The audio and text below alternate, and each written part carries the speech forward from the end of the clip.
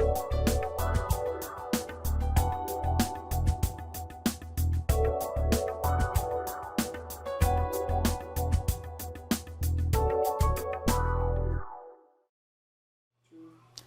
evening and welcome to Moving Forward. As you know, that's one of our main goals here in this particular program. I'm Abdul and it's really nice to be here with you once again. Dora Hamilton, and what an excellent day to be moving forward with you, Mr. Ali. Absolutely, moving forward, that's the way to go, as opposed to backwards. Oh, yes. There is no question about that at all. Tonight we want to really look a little bit at Caribbean Studies Association. It's a group which Dr. Chenzira, well, we call her Dr. Chen, but let me get the correct name, Chenzira Kahina Davis, has been very much involved with to get the group started. She's a founding member of that. But apart from that, she's an individual who's very interested in what's going on in the Virgin Islands and the Caribbean as a whole. And so tonight we're going to spend a little time talking with her to see if we could find out what the Caribbean Studies really does mean, association, and the fact that there's going to be a conference coming up here, what is going to be discussed during the conference, how the funding is going for this sort of program, and the likely impact on the lives of the people here in the U.S. Virgin Islands and the Caribbean as a whole. Dr. Chen, nice to have you with us once again. It's an honor and a privilege to be with you. You know, I'm always going to say DTM, Abdul Ali. That's right. Yeah. And always to be with you, Dr. Dora Hamilton. Well. Right. I'm really pleased. Yeah, I you want two know each other. Of yes. course. Phenomenal psychology professor at the University of the Virgin Islands. Yeah. You know, and it's also, I need to make a small correction because I'm not a founder of the 49-year-old Caribbean Studies Association, but I'm currently serving as the president of the Caribbean Studies Association. You might be the founder, maybe you don't quite maybe know I don't about remember it. Maybe you don't remember. There we go. Right? I like that, you know, and I'm really excited because this will be the first time in 49 years that this particular international conference is being hosted on St. Croix. Wow. It was hosted in St. Thomas in 1981, and we have several, but never on St. Croix, so we're very excited about what we're going to be sharing this particular year from June 5th through June 9th. Why St. Croix? Why not? Oh, I was going to ask that. I mean, what an honor. I mean, that's such an honor to host that conference, to be able to do that. Did you have to lobby for that? What made them say yes? What made them say yes was that I was very actively encouraging that it be hosted on St. Croix because St. Croix is the cultural capital of the Virgin Islands. St. Croix has a very diverse and multifaceted amount of scholars that have been involved in Caribbean studies, whether they engage and embrace that or not. But there's a lot of different work here and opportunities for what we desire to have highlighted in Caribbean studies in general. More importantly, it happened primarily because I was willing to be encouraged to run for being an officer in the Caribbean Studies Association. And I navigated around the Executive Council for several years and then had an opportunity to be elected as Vice President, which in your ultimate year you become President, you know, and the President gets to select where the site will be as long as they have the and I knew it was really important. You know, some of the work that I was doing previously as the inaugural director of the Virgin Islands Caribbean Cultural Center, we were always supporting, that was how the VICCC engaged in our Virgin Islands piece, yes, but with our Caribbean outreach. So it worked naturally for us to be able to host it here. And we're very excited with this theme of transforming our Caribbean. Yeah. When you talk about Caribbean, I'm thinking of a big place, you know, a Of course. large unit. Of course. But, how are you going to manage that? Well, I don't necessarily mean you per se, Right, but it's the not, group. I need to make sure I say that while I serve as president, there's an executive council that has a large body of experience and skill that they bring to the table. The CSA has over 1,000 members that are from around the world of Caribbeanists and persons that are really focused on how to bring this particular kind of work, the research, the educational engagements, corporate policy makers, leaders of different heads of state within the Caribbean as well as elsewhere that are focusing on a number of things that are centered around Caribbean studies and all arts and sciences that are surrounding about. We also have a hashtag, All Things Caribbean. Is there a specific mission of the Caribbean Studies Association? The primary mission is around bringing together and networking researchers, educators, students, corporate leaders, and much, much more to making Caribbean studies as relevant, not just integrated, but to be multicultural, interdisciplinary in all ways and walks of life. Wow. Right. If you go to the Caribbean Studies Association.org website, there's, the usual, they'll have the mission, they'll share with you some of the objectives. We have a very comprehensive CSA journal that is, it's really powerful. This is going to be our inaugural year for launching that formally, but we have a regular monthly CSA newsletter that always highlights different things of what our Caribbeanist scholars and practitioners and leaders are doing in the region, and not just in the region, but around the world. We have persons that are going to be coming. We are expecting a little over 150 representatives coming for this particular conference. This is our first face-to-face conference since 2019, and we've done virtuals, hybrids in previous years. Last year was a virtual conference in Jamaica, hosted by the UE in Jamaica, and then there's also the conference that was hosted as a hybrid with the University of Guyana in 2021. This gives us an opportunity to highlight and streamline what are some of the finite as well as diverse aspects of how we engage with all things Caribbean. And this goes, again, across all the lines, whether it's technology, medicine, health and wellness, economy, creatives, of course, a lot of the areas of the sciences, botany. We have, of course, because this is our 175th Virgin Islands Emancipation anniversary year, there's going to be a plenary as well as some panels, discussions that are going to be highlighting all things that have transpired around VI emancipation. We are very excited about some of the work that's going to be shared around self-determination, repatriation, reparations. So it's like a lot of different elements. I almost feel like this should be a holiday, that we should be given time for everybody to come and attend, something that's so relevant to who we are. Okay, that really needs to be emphasized. I'm going to let you suggest that to the powers that be. I suggest that to the powers that be. I mean, I feel like it feels very, very relevant, and I was wondering how much participation do we tend to have in the Virgin Islands in the Caribbean Studies Association, where it shows up for us in a very visible way. Do we see the impact of it on our functioning? Where do we see it? I mean, I know you've been very, very active. I'm always so impressed with you at UVI. I'm like, wow, she's doing such big things with Triple C and now with the Caribbean Studies Association. I feel like it needs to have an impact, and we need to see that impact. And where do we see it? Just to add to that, I'm sorry, it's a lot. I'm very excited about it. Very excited about There's been a lot of discussion, as you know, about VI history and Caribbean history as well, and with the back and forth that's going on and that. I'm just wondering how well would the Caribbean studies fit into that, or is it what's going to happen there? Two things I'm pretty sure of, and maybe I should start with that. One, I said that the theme is transforming our Caribbean. I should share what the sub-themes are, and that may give some context because we've left that open. I really thought we would have gotten 100 abstracts, and because it's our first physical, we got almost 250. Wow. Oh, and it was amazing. And that's 250 that came through our regular portals, and then we had about another 24 that came from independent portals because we needed to make sure, and I do that because of my, my respect for the skills, talents, and expertise of colleagues here at the University of the Virgin Islands on both campuses.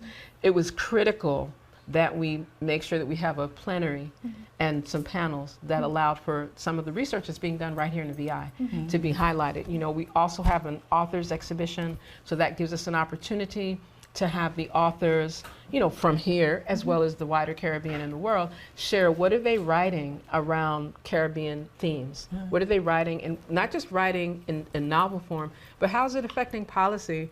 How is it changing lives in the region? How's it impacting people from the Caribbean that are literally on every part of the earth, right?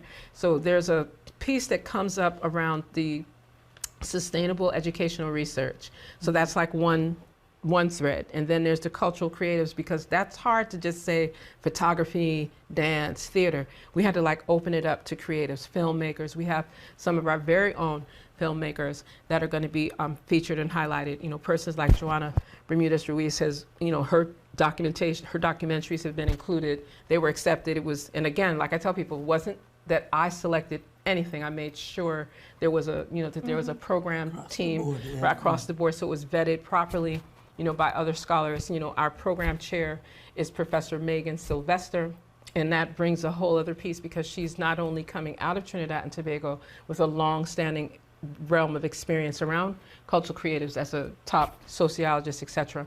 But she's doing a lot of work and research and teaching in New York and other parts of the world. So bringing that to the table. We're very, very fortunate to have persons like Dr.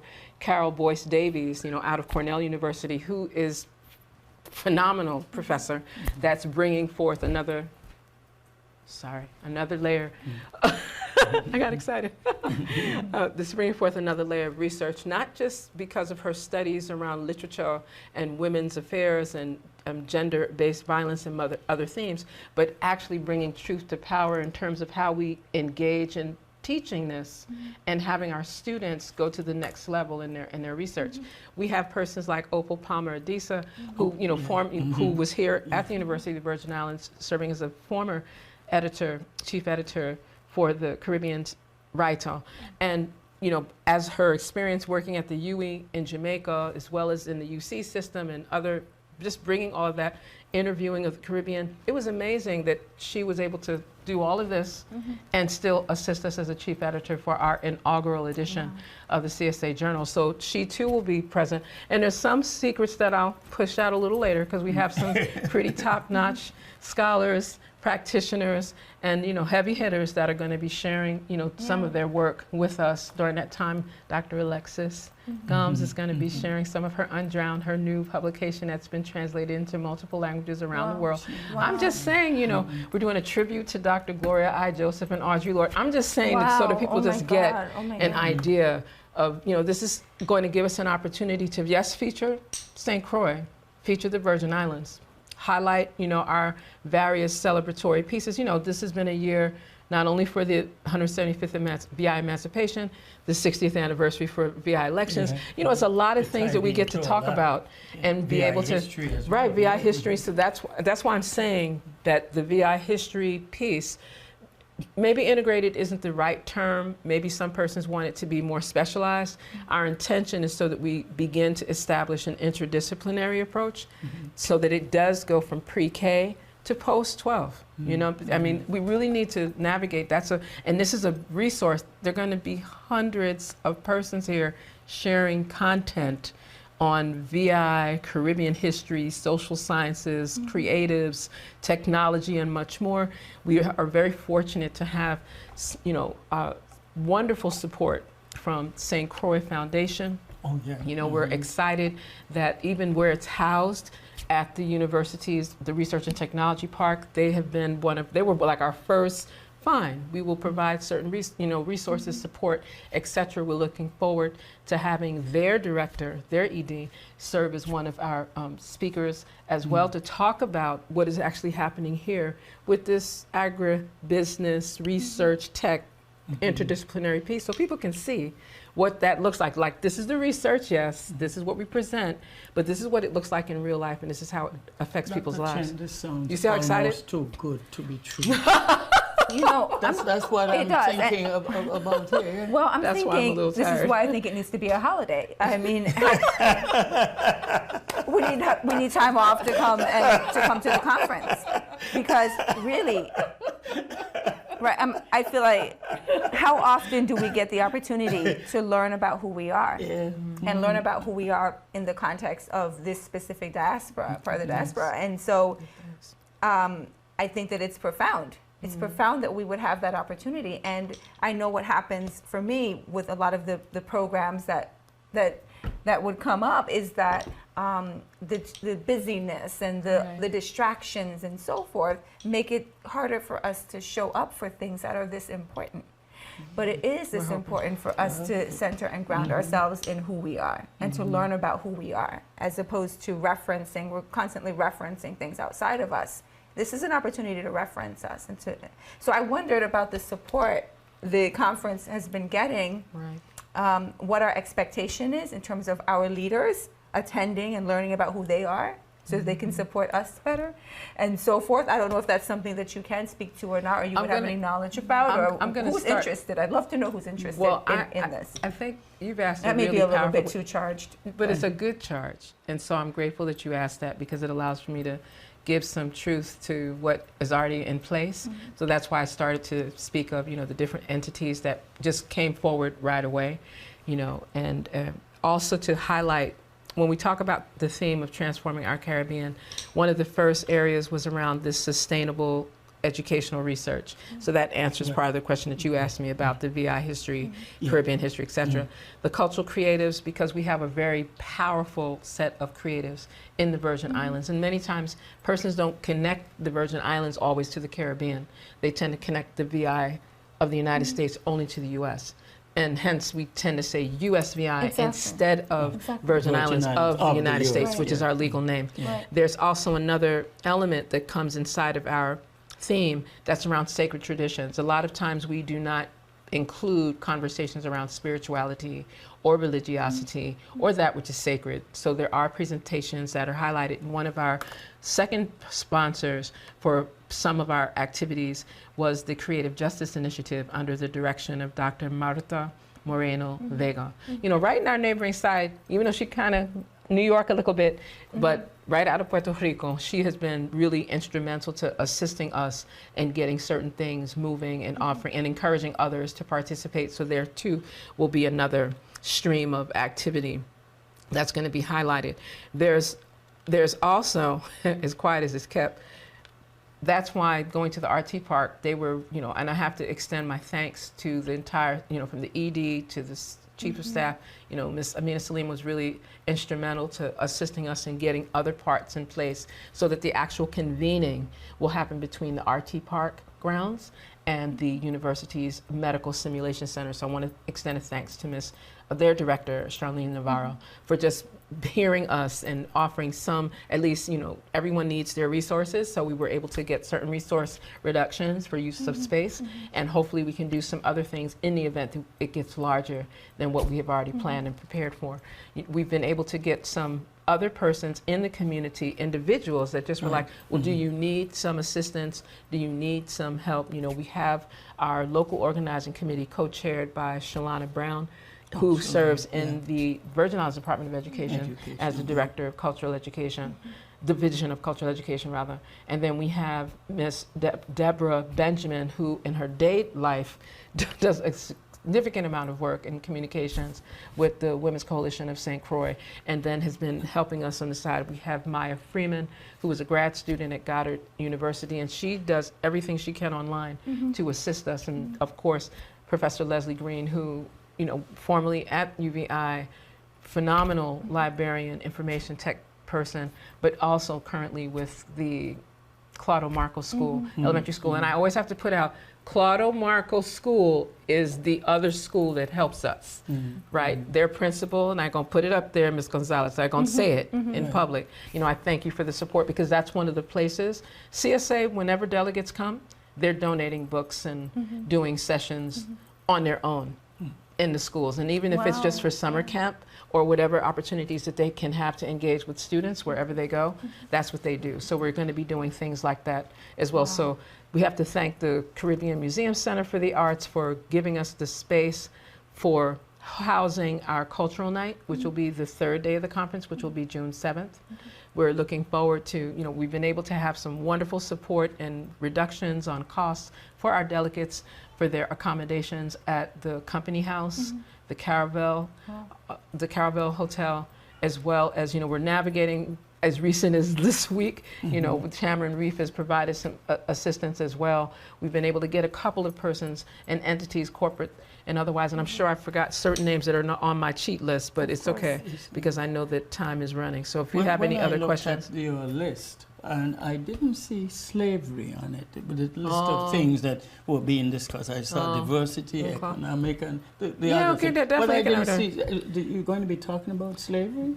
We don't really have to talk about that in that context, because first we're going to be focusing on our resilience and and we'll be referencing enslavement and colonization in the context of decolonizing, in the context of our self-determination, and in the context of using this particular, of course persons talk about the colonial history, and people talk about enslavement and the transatlantic slave trade, Ma'afa and Ma'agamisi. It's but not no, all of it. we give it like, we give it that amount of energy, little dot, and then we deal with the wider sphere of the 365 degrees. The Notice things where that I went. allowed us to survive Exactly. and thrive. And thrive, and so that we can move beyond that trauma. That's why the environmental solutions piece and the economic development piece are another layer. You know, we're sure that we're going to be able to speak to the work of organizations like Succeed that have been primarily the foundation of St. Croix being designated as a national heritage area, Yes, so that right. there's people that are doing work on that. We do have persons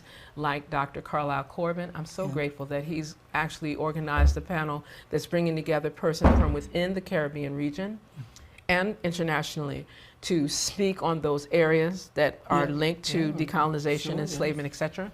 And then we have, like I said, persons coming from the Bonaire Human Rights Organization, James Phineas, Dabika Bisier. I'm just, you know, I'm getting some of these names because that's why I'm glad you told me don't open the computer, because then I would have read all the list and that would be too long. but just Well, from it's memory. long and it's impressive as well. Yeah. So, Dr. Chen, I'm wondering, through all the work that you've done so far in the context of the conference or just your work, what have you learned about the relationship between the Virgin Islands and the larger Caribbean? We need to strengthen it. Same. And we need to make sure that we take action. And these are conversations that I've had with various members of the executive branch, the legislative branch, and definitely different agencies. The Virgin Islands is honoring more than 100 years of being part of the United States. And it's come to a time where we need to have a better relationship with CARICOM. We're geographically in the middle of the Caribbean. We're literally in the center of the Caribbean spaces. And many of the other Caribbean nations are moving along within CARICOM or the Latin American Economic Commissions and other agencies. And we need representation because almost everybody from the wider Caribbean and the US and Canada and Africa and Europe and Guam, and you see where it goes, around the world are represented here in the Virgin Islands. So it's really critical for us to be as engaged as is possible so that we actually are part of this Caribbean civilization that's prospering and growing. There's a lot of things that are happening with the Caribbean, Africa in particular, to even cut our trade and our engagements from being prosperous. And so we're very excited about what the African Union is doing, what CARICOM is doing, what these other commissions are doing, what the IDO network is doing. And IDO, that could be a whole other broadcast. You know, I'm just coming back from a CARICOM Reparations Commission event that was hosted in Jamaica, and it brought together persons from around the Caribbean. Right, right, It's a good subject. right. And there's a whole effort that's taking place. You have many of the descendants of former colonizers giving resources, giving apologies, and so it's giving another series of lessons. And I think that what we're seeing the University of the West Indies engaged in under their Vice Chancellor, Dr. Hilary Beckles, and others, you know, who we see coming forward, you know, with program management from Dr. Hilary Brown within the CARICOM Reparations Commission. There are a lot of efforts, there's a lot of persons. What we're seeing Ambassador David Comisiong do as an ambassador of Barbados to CARICOM, addressing some of these issues. And there's many others, right, that we could list, and they're all through the Caribbean. And this gives us an opportunity. You know, we've had persons within Accra, you know, at that time within what was spearheaded through persons like Shelley Moorhead and others, you know. And I'm just saying, so I say it, and I say it clearly, because that reparations piece, it's a different conversation. It's not just a check. It's not just money. It's resources. It's exchange. It's repairing our relationships. It's strengthening what's happening for the youth. for the youth and for our shared humanity. And so that's part of what the what this particular Caribbean Studies Association conference, that's why we focused on a theme of transforming our Caribbean and ways that we can do it on all the different building blocks that help us to work Let me ask together. you something, because as human beings, we tend to behave in certain ways. As human beings, sometimes we don't like the word called change. As human beings, generally, we say, well, we're fairly comfortable with the way we've been operating and behaving over a period of time. What do you think the CSA is really going to do to inject change, really make people feel that change is important and that there's some benefits in terms of moving forward on the change road?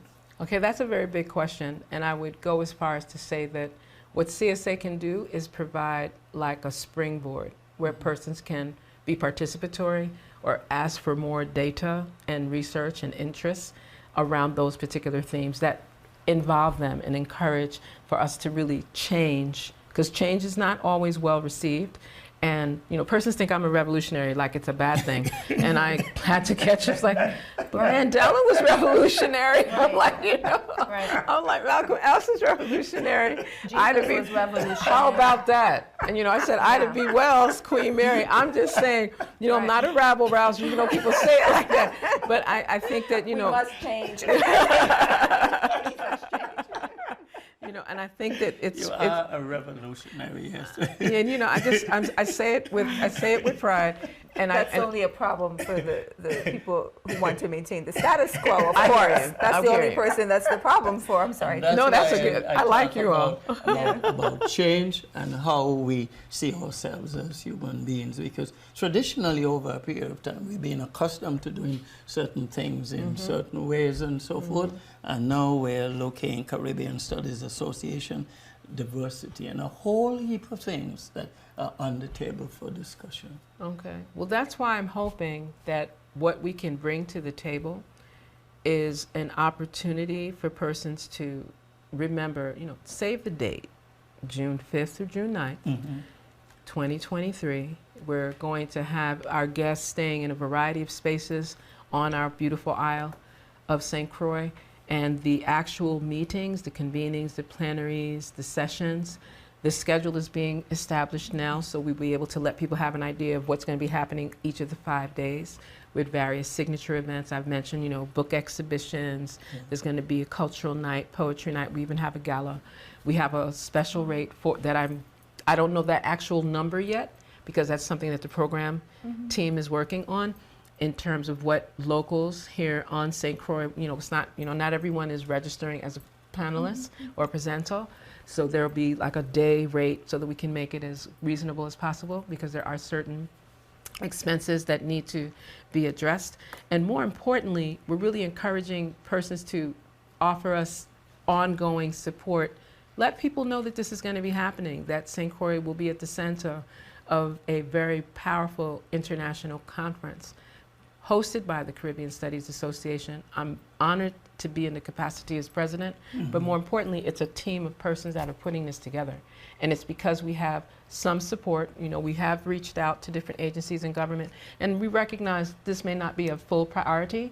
However, if they can see what the opportunities are, since we are bringing over 150 persons to the Virgin Islands in this form to really celebrate. We're looking forward to learning as much as possible, seeing about the Maroon Sanctuary, learning about our historic sites, of course, getting in the beach, of course, doing some diving if possible, having some other activities and support, letting them see the culture. Like Culture Night is going to be awesome. It should be almost like a festival. If I could turn it into a fete, I would. Yeah. But we'll see. Well, I can't imagine that people would not be able to see the value of this event for the people of the territory for a number of reasons. And I think it is an honor for us to have you to be president of the Caribbean Studies Association. And so... a revolutionist. I mean... I don't know. I'm kind of speechless about it, because it is an honor. This is a big deal, and I think that it's important for us to recognize what a big deal it is to learn about ourselves in this way and to have access to this type of information that we don't have on a daily basis. And so I hope people are able to see that. Please do something for, like a Children's Day, because there's stuff we could do with children Excellent. as well. Excellent. And they need That's to well be noted. part of the mix as well, because that's the future that's going to be coming up. We don't have too much more time. I So, know. yeah, so, but I did want to, this, you could turn This around. book, Yeah, Abdul yeah. R. Ali, Right. A Matured Seed Tended to with Helping Hands. I made sure I got my copy. I ordered mine from Amazon. You can too. And I thought it was appropriate because you are speaking around things that are all things Caribbean. Yeah. And I'm making sure that mine gets signed, so you need to get your Oh, own. yes, I'm going to so sign that you it can make right sure. now There you go. and here, yes. So that way we have. Signed with Matter of fact, love. I write some. Yeah. There you go. And it says here with helping hands. With and helping you were hands. one. You know how Oh, many I'm grateful. projects we have done together That's true. with youth and all that. That's true. That's So true. it's just been very exciting. So I had you in mind when I put here. Well, definitely congratulations on No the book. problem. Yeah. Right. And see, you should make sure, Yeah. and we'll have that conversation, that you are one of our authors in the exhibition. Yes, absolutely. For Caribbean we'll do Studies what we can. Association. Why not? Yeah. We're celebrating 49 years. I'm so pleased. It's like our 47th conference, and even if it took a while for it to get to St. Croix, isn't it going to be just a joy to celebrate? Well, I know I'll be On the- there, June 5th to June 9th. Take a holiday. I agree with you. Yeah. It's been said officially that we should have at least a holiday, June 5th. Well, to June. yeah, And it's great because definitely. that's going to be Caribbean That's a good American idea, Heritage you know, Month, though. But yeah. it's Caribbean American Heritage Month. All of the entire month of June. Towards the end of June, we have Virgin Islands Freedom Week. Ooh, leading up to Virgin Islands Oh, my Emancipation on the goodness. 3rd. We have, it's wonderful. Yeah. We're And looking in forward. November, we have an International Men's Day again. There, that's Yes, right. With our good friend there from UVI. There we go. So There we go. we're working, we're moving forward. It sounds like we are, Mr. Ali. No, not sound like we're Thank you. because we're sort of working, doing whatever we can to bring things out and make them interesting and so forth for the good of our community. And by the time we get round to the youngsters, the Children's Day and things like that, international, that's going to be big. Because then we're going to be saying to those children, look, you're important too. And we want you to know that 100%. And if you want rights and so forth, responsibilities go with those too. Correct. You know, so that's good. All right, well, good sharing with you again. As you, same with you, Mr. Ali. So happy to be here, and Right. so happy to be here with Dr. Chen, and so happy to Absolutely. be moving forward, and so happy and so excited about the Caribbean Studies Association conference. Absolutely. And I love your bangles. Thank you. Yeah, see, where's those? That's All part of the culture. movement. That's I'm right. telling you, all things Caribbean. Well, Thank that's you it, both. folks. Thank Thanks you a both. lot, and we'll no doubt talk again sometime. Give thanks. Okay.